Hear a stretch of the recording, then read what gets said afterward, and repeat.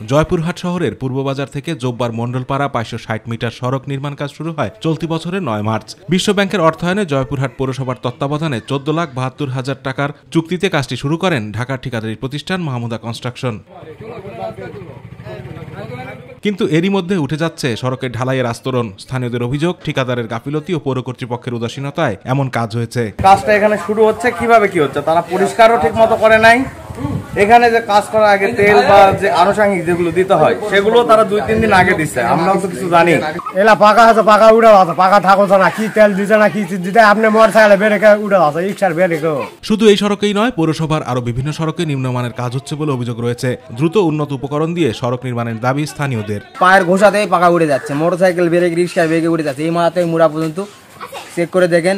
ফিনিশিংটা দেন, পাথর বের হয়ে আছে বড় বড়, বলছে যে এটাই ফিনিশিং, এভাবে করলেই নাকি হয়ে যাবে। তবে সব অভিযোগ অস্বীকার করেছে ঠিকাদারের এই প্রতিনিধি। এখানে সাইডে যেগুলো এখানে সাইডগুলো আবার তেল মারতে হয় প্রত্যেকটা রাস্তা। এখানে না যত রাস্তা হয় আপনার মাঝখানে যদি সমস্যা ভেঙে যায় বা পিচ উঠে যায় আর দেখে বোঝা যাবে, কিন্তু সাইডের বিষয়গুলো হলে সাইডে যে প্রবলেমগুলো আছে পরে তেল মেরে দিতে হয়, আমরা তো রাস্তা তো কমপ্লিট করে নিই।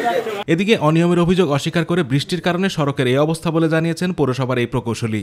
আমাদের কার্পেটিং কাজ চলাকালীন সময়ে মুষলধারে বৃষ্টি হওয়ার কারণে আমাদের 15 থেকে 20 মিটার রাস্তার অংশে আমরা কার্পেটিংয়ের বৃষ্টিপাতের কারণে ফিনিশিং করতে আমরা পারি নাই। এখন একটু বৃষ্টিপাতের সময় তাপমাত্রা একটু স্বাভাবিক হইলেই আমরা ওই 15 থেকে 20 মিটার অংশ আমরা আবার নতুন করে বিটুমিনাস তেল মেরে আমরা সঠিকভাবে কাজটা করার জন্য পদক্ষেপ নিয়েছি আর কি, এবং এই ব্যাপারে আমাদের প্রশাসক স্যার সর্বোচ্চভাবে আমাদেরকে নির্দেশ প্রদান করেছেন। পৌরবাসীর চলাচল নিশ্চিত করতে অবিলম্বে সড়কগুলো উন্নত মানের উপকরণ দিয়ে পুনর্নির্মাণের দাবি এলাকাবাসীর।